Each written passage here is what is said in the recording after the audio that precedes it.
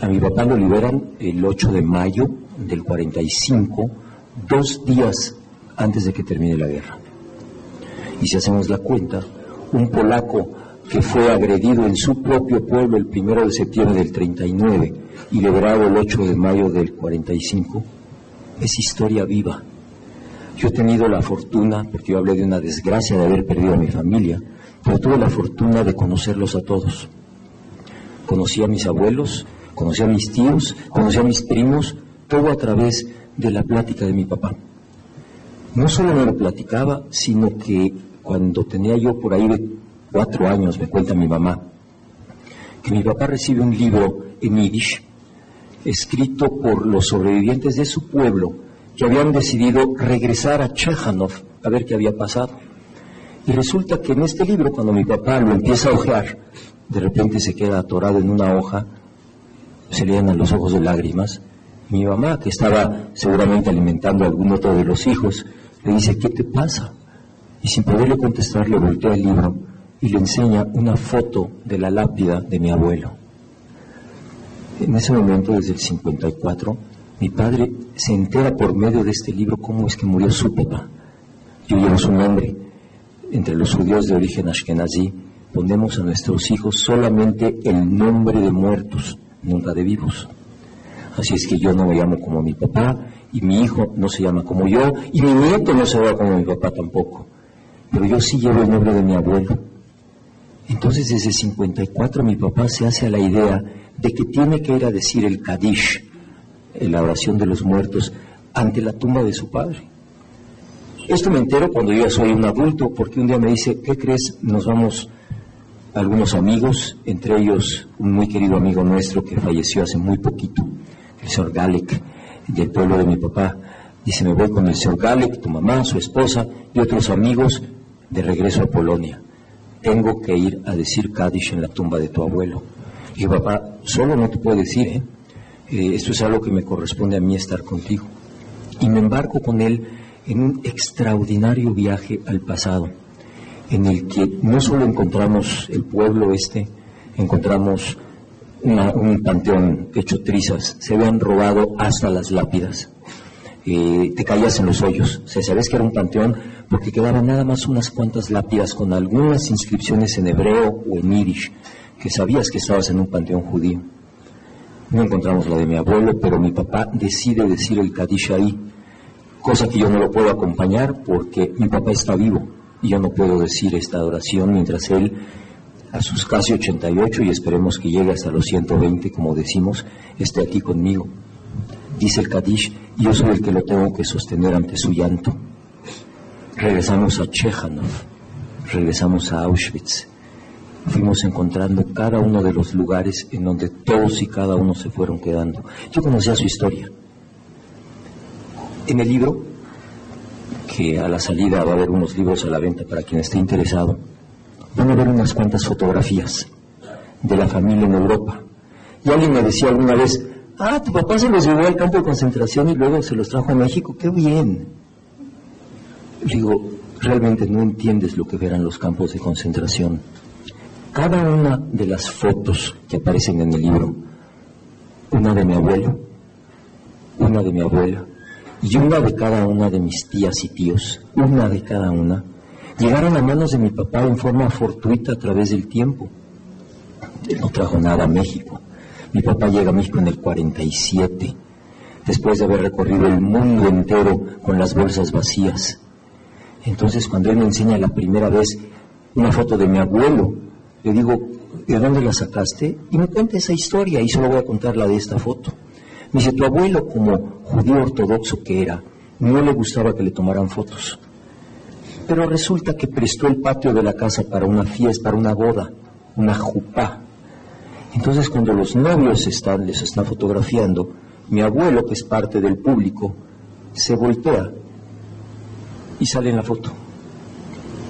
Cuando el dueño de esta foto, muchísimos años después, se entera que mi papá está vivo en México, le hace llegar esta foto de mi abuelo Aarón. Es la única foto de mi abuelo.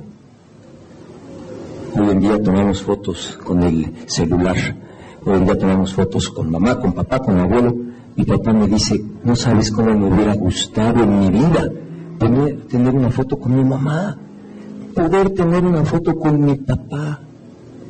Eso no existió, lo logramos recuperar poco a poco.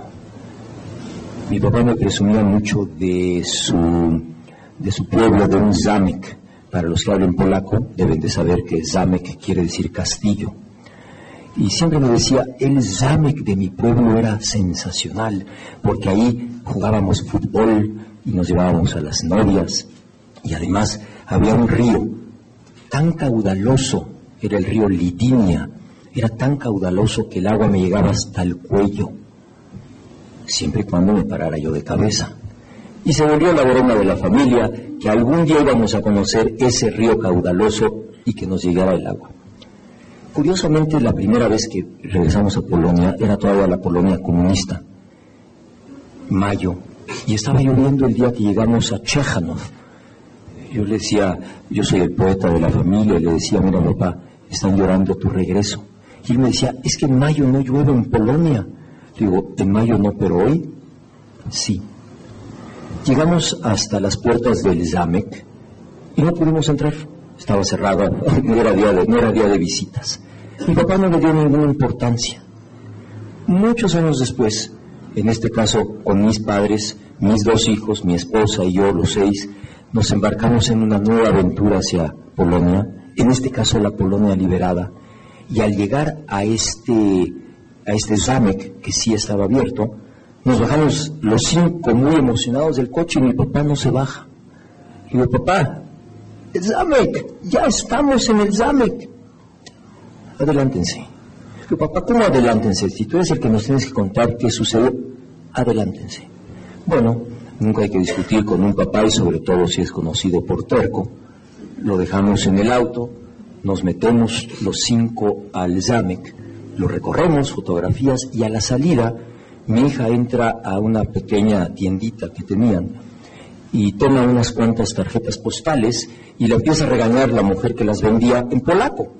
Entonces, en la desesperación de yo quiero comprar postales y no entiendo a esta mujer, me salgo. Digo a mi papá, mira papá, tienes que entrar a ayudarnos con esto.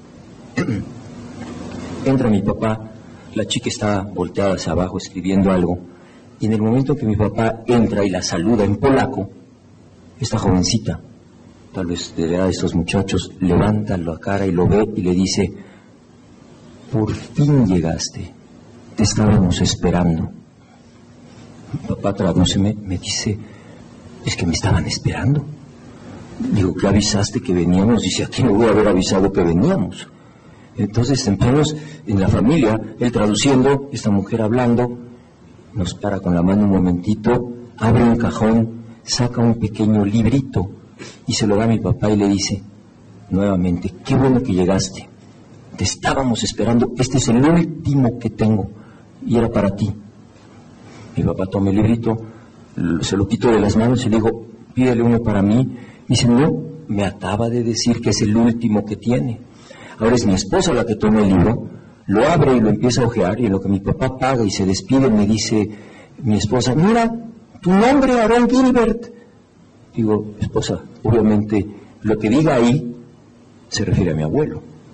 Está escrito en polaco, dejamos el zamek, subimos al coche, papá, por favor, tradúcenos.